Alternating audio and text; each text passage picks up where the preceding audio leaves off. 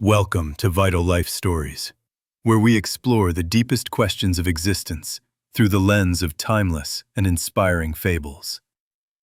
Once upon a time, a wise king stood on his balcony, pondering a question that plagued his mind day and night. He wondered if his people were truly happy, or if they were merely working to survive the harshness of daily life. Determined to find the truth, he summoned his most trusted courtiers and commanded them to travel across the vast kingdom immediately. Disguised as common travelers, they set out to find just one person who truly loved their labor and their daily craft. Deep in the forest, they encountered a strong woodcutter, swinging his heavy axe with a look of pure exhaustion and misery. When asked about his work, he sighed deeply, describing every swing of the axe as a terrible burden he must bear. He confessed that he chopped wood only because he had no other choice, feeling enslaved by the need to feed himself. Disappointed by this answer, the courtiers moved on, hoping to find a spark of joy elsewhere in the bustling kingdom towns. Next, they found a washerman by the river, his hands raw and wrinkled from hours of scrubbing dirty clothes in cold water.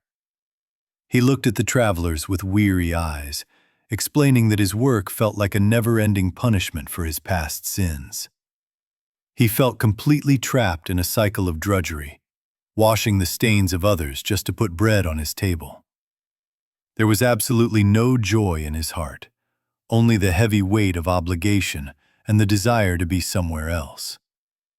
The courtiers began to worry, realizing that perhaps the king was right and misery was the common state of the people.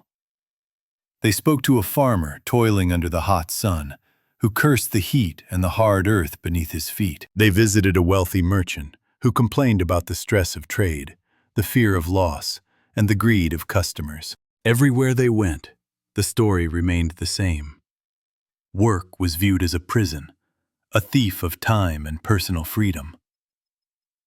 As the sun began to set, the courtiers felt defeated, ready to return to the palace with the sad, unfortunate news. However, as they walked through a poor village, they noticed a small, humble hut glowing with warm light in the darkness.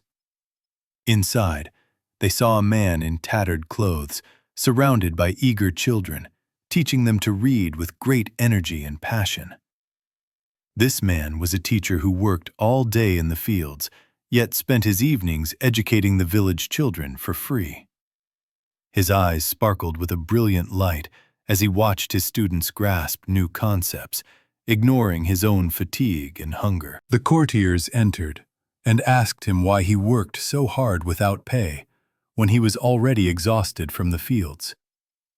He smiled warmly and told them that this was not work to him, but the greatest joy of his entire life. He explained that seeing the children learn gave him a purpose that money could never buy, filling his soul with peace.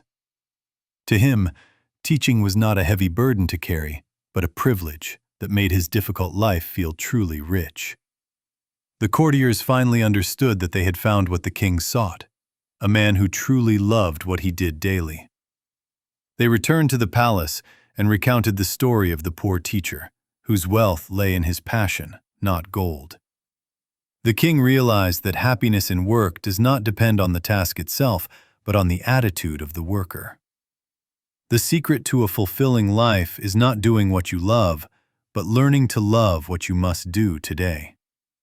When you pour love into your actions, even the simplest task becomes a masterpiece, transforming a prison into a creative playground. True success is not measured by high titles or heavy coins, but by the passion and dedication you bring to work.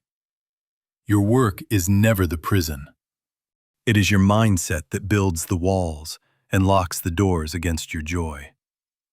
Change your perspective, and you will find that happiness has been waiting for you right in the middle of your duties. Like the teacher, we can all find light in our labor if we choose to see the purpose behind our efforts. Start today by finding one thing to love about your work, and watch how your world begins to change for the better. Thank you for watching Vital Life Stories.